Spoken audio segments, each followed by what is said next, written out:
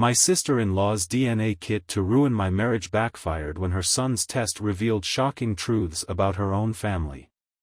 I met my husband, James, in our late 20s, and we soon fell in love. We married after 2 years of dating, and have had a lovely and quiet life together ever since we welcomed our gorgeous kid, Nathan, and felt like the ideal family. I felt nothing could separate us until Sarah, my sister-in-law, decided to poke her nose into our life. Sarah and I have never gotten along. From the minute James introduced me to her, it was evident that we were not going to get along. I'm not saying I didn't try, but Sarah made no effort to care. She accused me of wanting to overshadow her at her wedding because I was dressed in a cream-colored gown. To clarify, Sarah intentionally chose cream-colored outfits for all of her bridesmaids. However, on her special day, it became about me stealing her spotlight. From then on, it was a never-ending game of sarcastic remarks, backhanded compliments, and petty behavior. If I wore a new dress, Sarah would say it's cute, but I liked it better when I saw it in the store last year. If Nathan accomplished something, she'd minimize it by comparing him to her own son, Tommy.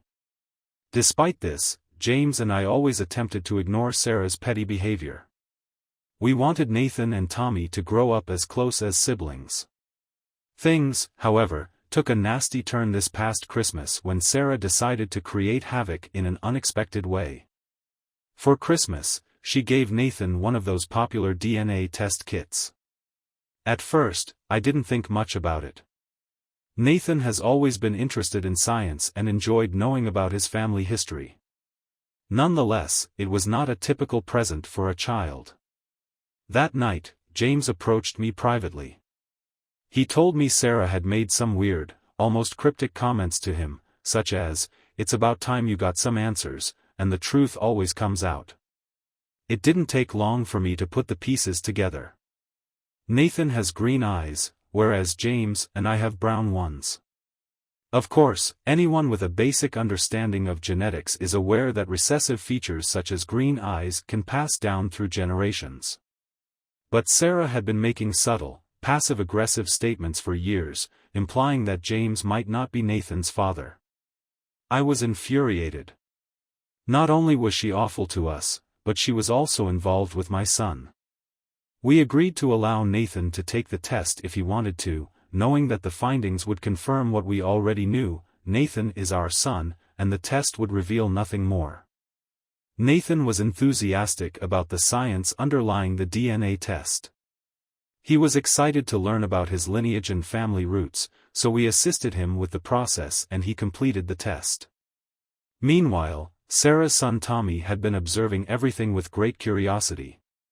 Tommy, a curious 14-year-old, decided he wanted to take a DNA test too. Sarah's husband, Todd, thought it would make a good family activity, so they got a kit for him as well. What began as harmless curiosity quickly escalated into a family nightmare.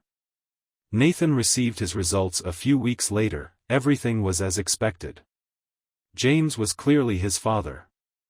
But then we got the shock of our lives when Tommy's results arrived. It was discovered that Todd was not his biological father. Sarah had an affair, and Tommy was not Todd's child. Todd was devastated. He had reared Tommy as his own, unaware that Sarah had been unfaithful. To make matters worse, Todd sought a paternity test for their younger daughter, who was just 7. The results confirmed his greatest fears. He wasn't her father either. Sarah's life was collapsing in front of her eyes, and it was not a quiet or private collapse. The entire family found out, and the consequences were harsh. Todd filed for divorce and left the house within a few days. The irony of the situation was hard to ignore. Sarah's attempt to undermine my marriage exposed her own lies. Tommy was the person who suffered the most. Nathan was also infected. He and Tommy had always been close, and seeing his cousin suffer through this upset him terribly. He began asking questions about why Tommy's father was no longer present, and it hurt my heart to hear how concerned he was for his cousin. Sarah's life deteriorated over time. Todd pressed for full custody of the children, seeking to limit Sarah's involvement in their lives. Sarah was a wreck at family gatherings, with a pale face and red eyes from crying. She appeared defeated. Sarah contacted me one day and requested assistance. She wanted me to talk to Todd and persuade him to lighten off on the custody agreement. She was trying to save what was left of her relationship with her children and turned to me for advice. At first, I was stunned. How could she have the arrogance to ask for my help, after everything she had done to destroy my marriage and cause havoc at every opportunity? At first, I ignored her calls and refused to aid her. But as the days passed, I found myself wondering about Tommy. He was the real victim in all of this, despite the fact that none of it was his fault. He bore the brunt of the pain. James, of course, warned me to keep out of it. He was confident Sarah had made her bed and would now have to lie in it. Part of me wondered whether I could help the youngsters involved find some serenity. It was not their fault that their mother made poor decisions. So I met crossroads, confused about what to do. Should I help Sarah or let her suffer the repercussions of her actions? What would you do in my position? Update 1. I wanted to provide an update on what has occurred since my previous post, and I hope it puts some light on the complex situation we are dealing with. Sarah continues phoning me, and it's becoming exhausting. I expected her to cool down or back off soon, but she hasn't. She's relentless. On one especially horrible day, she called me 3 times in a row, leaving lengthy sobbing voicemails. I could hear the despair in her voice, but I couldn't feel much pity. At one point, my husband James became so frustrated that he couldn't take it anymore. He called her himself.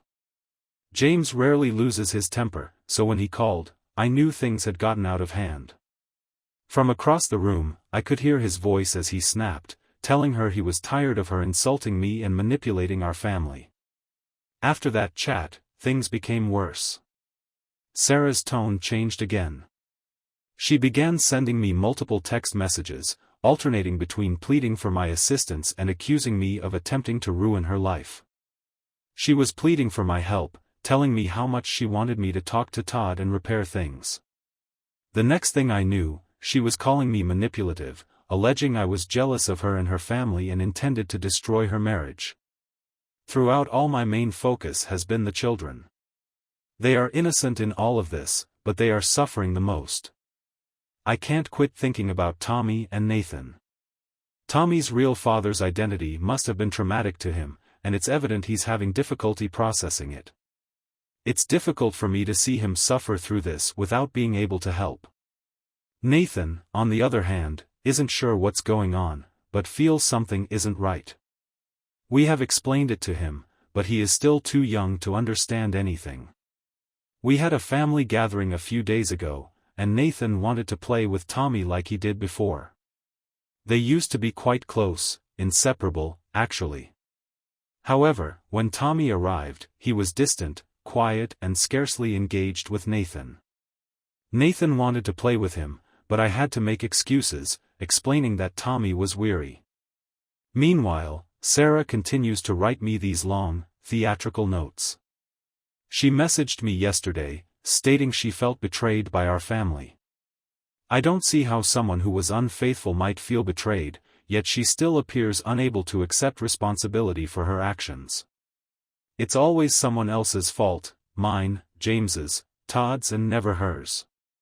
James believes we should step in and assist Tommy, especially because he and Nathan are so close. However, he is also concerned about the ramifications of being too involved in Sarah's situation.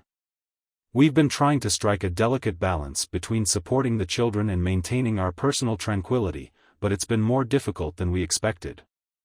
Todd has begun to contact James, further complicating the situation.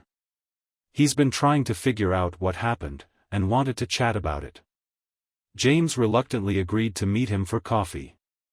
When he returned, he appeared more conflicted than ever. Todd is naturally devastated. He told James that he feels like his entire life has been a lie, and he is now trying to figure out how to co-parent with Sarah, after everything that has occurred, talking with Todd simply made James feel more torn. Todd is a kind man who is only trying to do his best for his children despite his awful situation. After hearing Todd's point of view, James feels even more divided about how to proceed. He wants to help, but we both know that getting too involved will drag us deeper into Sarah's chaos. It's difficult to determine what the appropriate decision is. Every time I see Tommy, I have an intense desire to help him. He's simply a child caught up in this mess, and he doesn't deserve it. Nathan continues asking why Tommy always appears so sad, and it kills my heart that I can't give him an honest reason. The more I think about it, the more divided I am between wanting to intervene and being terrified of being drawn into Sarah's tumultuous world. At the end of the day, all I want is to safeguard the kids. Tommy and Nathan deserve more, and it hurts to see them suffer as a result of their parents' sins. I don't know what the future holds, but I'm hoping we can find a way to resolve this without causing further harm. I'll keep you updated on what occurs, and once again, thank you for your ongoing support. Update 2: a lot has transpired in the last several days, so brace yourself. It's been a lot for all of us, and I'm not sure how much more I can take.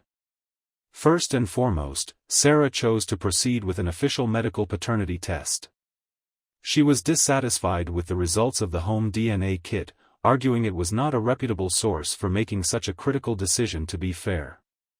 Home tests have a margin of error, and I suppose she was hanging on to what little hope she had left. However, the results did not change. The medical paternity test verified the previous one's results. Todd is not Tommy's or his daughter's father. Sarah simply dug herself an even deeper hole. I was not surprised by the conclusion, but there was no space for uncertainty. Todd in particular appeared to be bracing himself for the worst. Yet when the medical results arrived, I could tell he was still devastated. He appeared crushed, as if the last fiber of hope he'd been holding on to had wrenched away. He had previously told James that he didn't expect any miracles, but there was always a small part of him that hoped the test was incorrect. Todd became more withdrawn after receiving the news. Todd apparently began researching after obtaining the results, and tracked down the individual with whom Sarah was allegedly having an affair. Todd told James that this man was Sarah's coworker. He had suspected their relationship for a long time, but Sarah always dismissed it, claiming it was only work-related. Todd now understood everything. He remembered Sarah and this man being abnormally close, attending work parties together, and messaging late into the night. She was continuously making explanations, assuring Todd that it was something innocent, but suddenly it seemed that all of our suspicions were being confirmed. Todd decided to face him. He traced him down to his residence and entered without alerting anyone. Todd, according to what I learned later, was not in a healthy mental state. He was upset, angry, and searching for answers. Things suddenly got out of control. The man initially disputed everything, but Todd refused to accept it. It quickly escalated into a shouting confrontation, and it wasn't long before it became physical. Neighbors heard the disturbance and phoned the cops. By the time authorities arrived, Todd and the man had been bruised. Todd was arrested for assault and now faces prosecution. It's a mess. James had to travel to the police station to assist Todd. He posted bond, but Todd is now facing major legal issues. He claims that the fight was provoked, but this will be difficult to prove in court. This whole thing is spiraling out of hand, and I can't help but believe it's all because of Sarah's decision to keep the truth hidden for so long. Todd is breaking down, and it's heartbreaking to witness someone who was always so collected break down like this. Meanwhile, Sarah is urgently trying to contain the damage, but it is far too late. Todd has petitioned for full custody of the children. Sarah is in a panic. She's trying to persuade everyone that Todd is the problem, referring to him as a psychopath and citing the fight as proof of his instability and danger. She's frightened Todd will take the kids away, and she's lashing out at everybody who doesn't support her, Todd has been talking of moving to another state with the kids to put some distance between them. And Sarah, he believes that children deserve a fresh start away from the mayhem, but I am not sure I appreciate his desire to protect kids, but separating them from everything they know could be more harmful than beneficial. Legally, it will be a difficult battle. When I last saw Sarah, she looked like she hadn't slept in days. Her eyes were red and swollen, and she kept saying that everything was coming apart, that everyone was attempting to take her children away. It seemed as if she were experiencing a panic attack, even so she continues to regard herself as the victim in all of this. At this point, I believe we have no choice but to become involved. We're already caught up in this mess, whether we like it or not. James believes we should back Todd and assist him with the legal issues he is experiencing, especially since Todd appears to be the more stable father in all of this, which I think is a great idea. I'll keep you posted as things go. But for the time being, we're simply holding on and hoping for a resolution that doesn't absolutely wreck these children's lives. Update 3. I have a lot to say regarding all that has transpired since my last post. First, let's discuss Todd and the man Sarah had an affair with. You already know how Todd was detained after the confrontation became physical. Initially, we believed Todd might face significant assault charges, but the man opted not to press charges. Todd told us that this man wants to disassociate himself from the entire affair. He undoubtedly realized that getting engaged may make matters worse for him, both personally and professionally. Although this individual admitted to the affair when the police arrived, he has since severed relations with both Todd and Sarah. In some ways, that chapter of the story has come to an end, which I believe is for the best. Todd does not need to continue battling with someone who clearly has no regard for the consequences of his actions. Many people have questioned me about Tommy's sister and why I haven't said more about her. She's like Nathan. She's been informed what's going on, but doesn't completely comprehend it outwardly. She does not appear to be as impacted deep down. I believe she is mourning in her own way, but she has not voiced it as much as Tommy has. Tommy is older and more mature, so he understands what's going on, and it appears to be hitting him harder. That's why I focused more on him. Even though both children are plainly victims of their mother's behavior, James and I are here to support both of them, regardless of who their parents are. Tommy's situation has deteriorated significantly. Some students at his school have started bullying him, which has resulted in fights.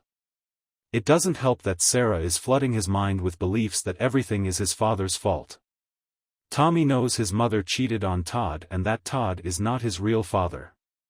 Despite this, Sarah has told him she did it because Todd was mean to her. This demonstrates that she would sooner ruin and divide her family than fight for it. That is, in my opinion, an awful thing to say. Todd, thus far, has fought for his children. All he wants is to get away from Sarah, which anyone can understand given how manipulative, devious and unfaithful she is. I don't understand how the person who caused so much pain and turmoil can portray herself as a victim while continuing to damage the lives of others, but I suppose it's in her nature. She did what she did because she is a horrible person who would continue to act this way to the end, hoping to gain something from it all, to make herself feel better.